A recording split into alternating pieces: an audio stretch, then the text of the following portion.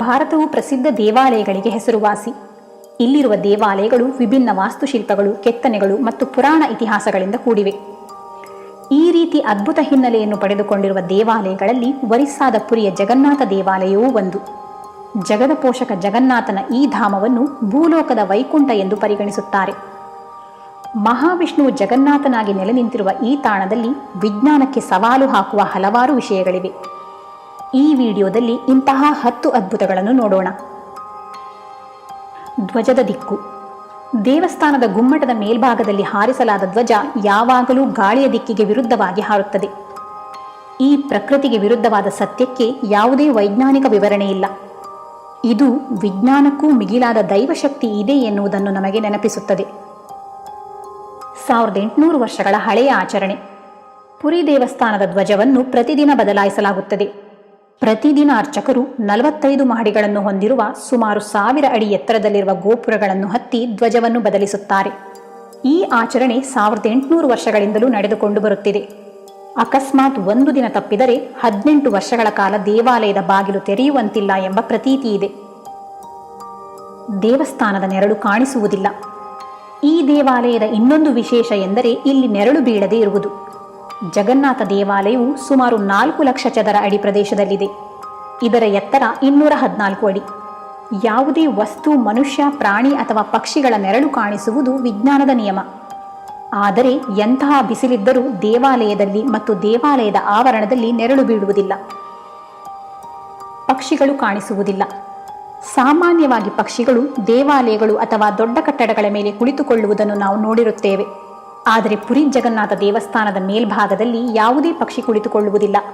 ಅಷ್ಟೇ ಅಲ್ಲ, ಯಾವುದೇ ಹಾರಾಟ ನಿಷೇಧ ಪ್ರದೇಶ ಎಂದು ಘೋಷಿಸದೇ ಹೋದರೂ ಈ ಮಂದಿರದ ಮೇಲೆ ವಿಮಾನ ಕೂಡ ಹಾರುವುದಿಲ್ಲ. ಸುದರ್ಶನ ಚಕ್ರ. ದೇವಸ್ಥಾನದಲ್ಲಿ ಇರುವ ಸುದರ್ಶನ ಚಕ್ರವು 20 ಅಡಿ ಎತ್ತರ ಮತ್ತು 1 ಟನ್ ತೂಕವನ್ನು ಹೊಂದಿದೆ. ಇದನ್ನು ದೇವಾಲಯದ ಮೇಲ್ಭಾಗದಲ್ಲಿ ಅಳವಡಿಸಲಾಗಿದೆ.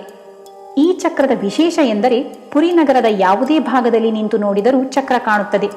ಅಲ್ಲದೆ ಯಾವ ದಿಕ್ಕಿನಿಂದ ನೋಡಿದರೂ ಚಕ್ರ ನಮ್ಮ ಕಡೆಗೆ ಮುಖ ಮಾಡಿದಂತೆ ಕಾಣುತ್ತದೆ. ಈ ಚಕ್ರವನ್ನು 2000 ವರ್ಷಗಳ ಹಿಂದೆ ಸ್ಥಾಪನೆ ಮಾಡಿದರು ಎನ್ನುತ್ತಾರೆ.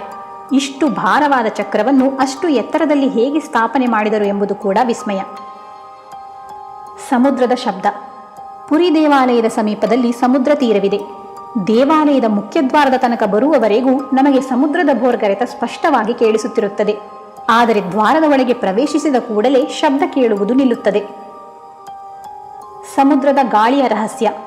ಪ್ರಕೃತಿ ನಿಯಮದ ಪ್ರಕಾರ ಬೆಳಗಿನ ಸಮಯದಲ್ಲಿ ಗಾಳಿ ಸಮುದ್ರದಿಂದ ಭೂಮಿಯೆಡೆಗೆ ಮತ್ತು ಸಂಜೆ ಭೂಮಿಯಿಂದ ಸಮುದ್ರದ ಕಡೆಗೆ ಚಲಿಸುತ್ತದೆ. ಆದರೆ ಪುರಿಯಲ್ಲಿ ಈ ವಿಸ್ಮಯ ವಿರುದ್ಧವಾಗಿ ನಡೆಯುತ್ತದೆ. ಪ್ರಸಾದದ ರಹಸ್ಯ. ದೇವಸ್ಥಾನಕ್ಕೆ ಪ್ರತಿದಿನ ಲಕ್ಷಾಂತರ ಭಕ್ತರು ಭೇಟಿ ನೀಡುತ್ತಾರೆ. ಅಷ್ಟೂ ಭಕ್ತರಿಗೆ ಪ್ರಸಾದವನ್ನು ನೀಡಲಾಗುತ್ತದೆ. ಆದರೆ ಮಾಡುವ ಪ್ರಸಾದ ಮಾತ್ರ ಯಾವತ್ತೂ ಹೆಚ್ಚಾಗುವುದೂ ಇಲ್ಲ, ಕಡಿಮೆಯಾಗುವುದೂ ಇಲ್ಲ. ದೇವಸ್ಥಾನ ಮುಚ್ಚಿದ ತಕ್ಷಣ ಪ್ರಸಾದವೂ ಖಾಲಿಯಾಗಿರುತ್ತದೆ. ಜಗನ್ನಾಥನ ಸನ್ನಿಧಾನದಲ್ಲಿ ಪ್ರಸಾದ ಮಾಡುವ ವಿಧಾನವೂ ಬಹಳ ವಿಶೇಷ. ಕಟ್ಟಿಗೆಯನ್ನು ಬಳಸಿಯೇ ವಿಶೇಷ ರುಚಿಯ ಪ್ರಸಾದವನ್ನು ಇಲ್ಲಿ ತಯಾರಿಸಲಾಗುತ್ತದೆ. 7 ಮಣ್ಣಿನ ಮಡಿಕೆಗಳನ್ನು ಪ್ರಸಾದ ತಯಾರಿಸಲು ಬಳಸುತ್ತಾರೆ. ಒಂದರ ಮೇಲೆ ಮತ್ತೊಂದು ಮಡಿಕೆ ಇಟ್ಟು ಪ್ರಸಾದವನ್ನು ಬೇಯಲು ಇಡುತ್ತಾರೆ. ಆಶ್ಚರ್ಯವೆಂದರೆ ಮೇಲಿನ ಮಡಿಕೆಯ ಪ್ರಸಾದ ಬೆಂದ ನಂತರವೇ ಕೆಳಗಿನ ಮಡಿಕೆಯ ಪ್ರಸಾದ ಬೇಯುತ್ತದೆ. ವಿಗ್ರಹಗಳ ಬದಲಾವಣೆ. ಇಲ್ಲಿರುವ ಜಗನ್ನಾಥ ಸ್ವಾಮಿ, ಬಲರಾಮ ಮತ್ತು ಸುಭದ್ರಾದೇವಿ ಈ 3 ವಿಗ್ರಹಗಳನ್ನು ಪ್ರತಿ 12 ವರ್ಷಗಳಿಗೊಮ್ಮೆ ಬದಲಾಯಿಸುತ್ತಾರೆ ಮತ್ತು ಹೊಸ ವಿಗ್ರಹಗಳನ್ನು ಸ್ಥಾಪಿಸುತ್ತಾರೆ. ಈ ಸಮಯದಲ್ಲಿ ಸಂಪೂರ್ಣ ನಗರದ ವಿದ್ಯುತ್ ಕಡಿತಗೊಳಿಸುತ್ತಾರೆ ಮತ್ತು ಇಡೀ ನಗರ ಕತ್ತಲೆಯಿಂದ ತುಂಬಿರುತ್ತದೆ. ವಿಗ್ರಹವನ್ನು ಬದಲಾಯಿಸುವ ಅರ್ಚಕರಿಗೆ ಮಾತ್ರ ದೇವಾಲಯದ ಒಳಗೆ ಅವಕಾಶವಿರುತ್ತದೆ ಮತ್ತು ಈ ಕಾರ್ಯ ಸಾಕಷ್ಟು ಭದ್ರತೆಯ ಮಧ್ಯೆ ಆಗುತ್ತದೆ. ಪರಮಾತ್ಮನ ಹೃದಯ. ಶ್ರೀಕೃಷ್ಣ ಪರಮಾತ್ಮ ತನ್ನ ಅವತಾರವನ್ನು ಮುಗಿಸಿ ಪಂಚಭೂತಗಳಲ್ಲಿ ಲೀನನಾದಾಗ ಅವನ ಹೃದಯ ಇಲ್ಲಿಯೇ ಉಳಿಯಿತಂತೆ. ಆ ಹೃದಯ ಜಗನ್ನಾಥ ಸ್ವಾಮಿಯ ಮೂರ್ತಿಯಲ್ಲಿ ಇಂದಿಗೂ ಜೀವಂತವಾಗಿದೆ ಎಂದು ಹೇಳುತ್ತಾರೆ. ಸೃಷ್ಟಿಯ ಹಲವಾರು ಘಟನೆಗಳಿಗೆ ವಿಜ್ಞಾನವೂ ಉತ್ತರಿಸಲು ಆಗುವುದಿಲ್ಲ. ಅದೇ ರೀತಿ ಪುರಿ ಜಗನ್ನಾಥ ದೇವಾಲಯದಲ್ಲಿ ನಡೆಯುವ ಇಂತಹ ಘಟನೆಗಳಿಗೆ ದೈವೀ ಶಕ್ತಿಯೇ ಕಾರಣವೆಂದು ಹೇಳಬಹುದೇ ಹೊರತು ಬೇರೆ ಕಾರಣವನ್ನು ಹೇಳಲು ಸಾಧ್ಯವಾಗುವುದಿಲ್ಲ.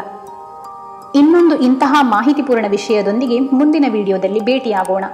ದಯವಿಟ್ಟು ಚಾನೆಲ್ ಸಬ್ಸ್ಕ್ರೈಬ್ ಮಾಡಿ ಪ್ರೋತ್ಸಾಹಿಸಿ. ಧನ್ಯವಾದಗಳು.